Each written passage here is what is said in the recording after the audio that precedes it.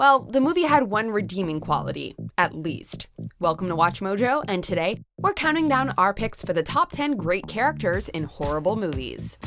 Oh, God.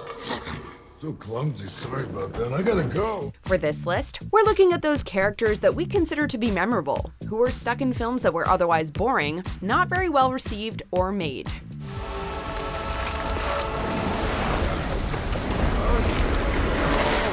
Number 10, Sandman, Spider-Man 3. You can't hide here, Flint. I'm just here to see my daughter. Though the action scenes were great, Spider-Man 3 was a real dud, and contained far too many characters for its own good. But at least one of them was actually interesting.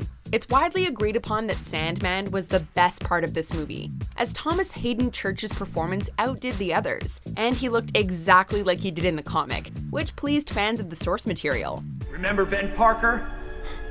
The old man you shot down in cold blood? What does it matter to you anyway? He's a three-dimensional character in a genre typically reserved for over-the-top villains, and when paired with whiny Eddie Brock, emo Peter, and brooding Harry, he definitely stands out as a superior character. The only thing left to me now is my daughter. Number 9, David, Prometheus. Miss Vickers would like to have a quick word before the adventure begins. Okay, Prometheus wasn't a horrible movie, but there's no denying that it was a massive disappointment, complete with a dull plot, lame answers, and unimaginative characters. That is, everyone except for David, who's arguably one of the Alien series' most interesting and complex personalities. Michael Fassbender's performance is both intelligent and subtly horrifying, and his character offers up some complex possibilities and motivations that others grossly lacked. Big things have small beginnings.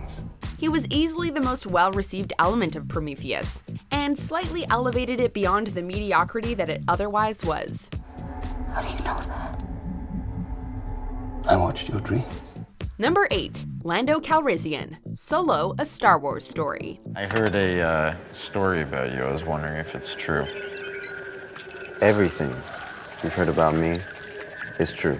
Taking into account Star Wars' massive pop culture impact and Disney's purchase of Lucasfilm in 2012, a solo Han film was pretty much inevitable. But also considering what a fan-favorite character Han Solo is, we'd have thought a better attempt would be made at creating a storyline that wasn't this predictable. And the fact that it's the lowest-earning live-action installment in the franchise reflects that. Perhaps one of the few saving graces of this Star Wars story is Donald Glover's portrayal of the underworld's gambler and ex-smuggler. I'm gonna be on my ship, in my quarters, waiting for you to bring me my share. The fact that Glover met with Billy D. Williams, who originated the role, before taking on Lando Calrissian clearly helped the actor give a charming performance, so much so that he was often singled out by critics' praise. I don't like it. I don't agree with it. But I accept it. Number 7, General Thade, Planet of the Apes. This one looked at me. Tim Burton's Planet of the Apes was widely agreed upon to be a massively disappointing remake and adaptation, but there's no denying that Thade was a memorable villain, due to the completely bonkers performance of Tim Roth. Roth helped to create the character and even turned down the role of Professor Snape in the Harry Potter franchise for it, which probably wasn't a good career move, but hey, it shows his commitment to the role. I'll report the matter to the Senate myself. They'll beat their chests and ask for my help.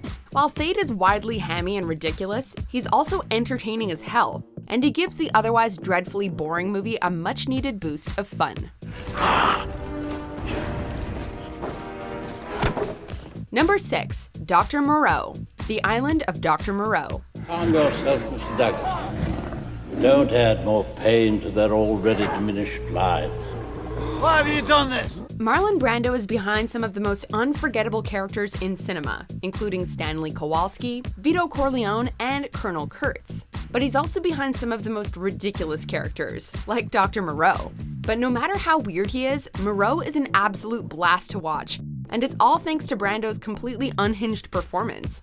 Judge not, Mr. Douglas, that ye be not judged, for by these judgments shall ye also be judged, and let he who hath not sinned cast the first stone.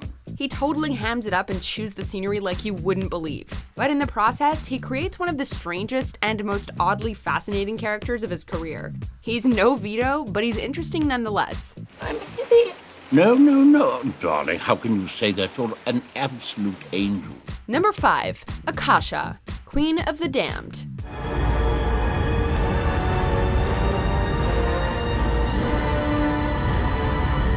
After Interview with the Vampire became a hit in 1994, audiences were clamoring for another entry in the Vampire Chronicles series.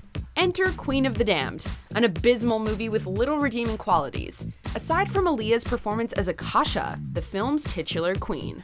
Sent as fate. He was here too long ago. You like him, do you?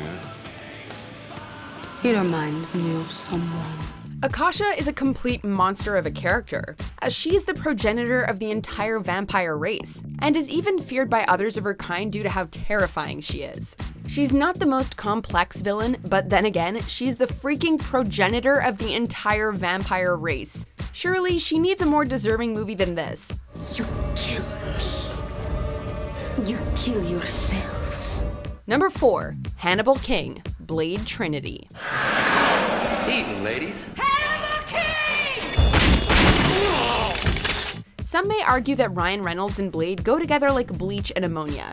But then again, you can never really go wrong with Ryan Reynolds. Blade Trinity was heavily criticized upon release, but Hannibal almost makes up for it. Ryan Reynolds plays Ryan Reynolds, but he's a welcome addition to the series, and he injected the otherwise messy movie with at least a semblance of fun. We call ourselves the Night Stalkers.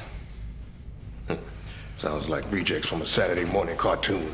Well, we were gonna go with the Care Bears, but that was taken. With the right director and writer behind him, Hannibal could be an amazing addition to the Marvel Universe, although we're not sure how that would work now that Deadpool is a thing. Have you ever been laid? Many times. Number 3. Diana Prince, Batman vs. Superman, Dawn of Justice.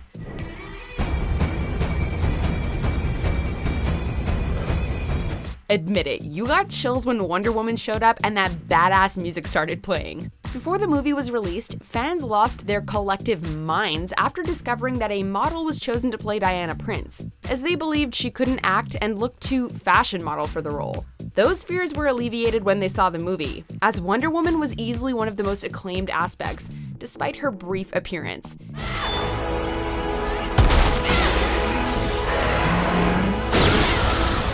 And 1 year later, she would completely steamroll through the box office in a solo film, proving that she's a character we can't get enough of. Help me find the others like you. Perhaps they don't want to be found. Number 2. Shaggy Rogers, Scooby-Doo.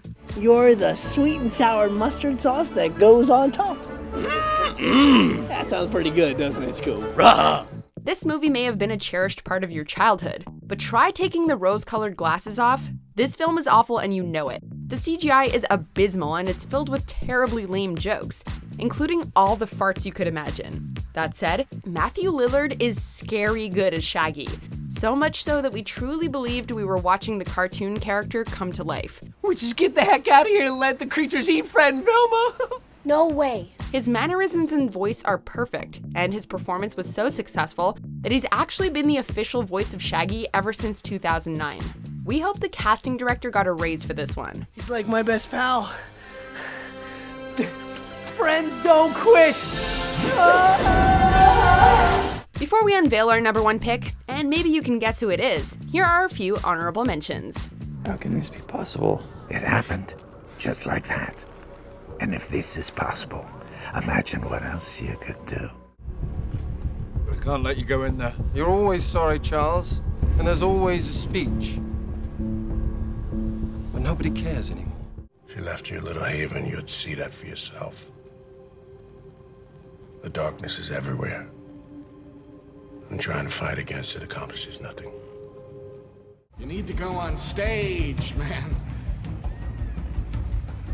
I am on stage, Paul. Enough is enough! I have had it with these motherfucking snakes on this motherfucking plane! Not quite at the end yet. Almost there though. Just be sure to subscribe to our channel and ring the bell to be notified about our latest videos. Alright, back to business. Number 1. Harley Quinn, Suicide Squad. If you like a girl, can you light her a cigarette with your pinky? Because that would be real classy. Yeah, there were some problems with Margot Robbie's Harley. She wasn't as complex as she could have been, the accent was inconsistent, and she seemed more drunken college student than psychologically tortured psychopath. Then again, it's not exactly hard to stand out in the snooze fest that is Suicide Squad.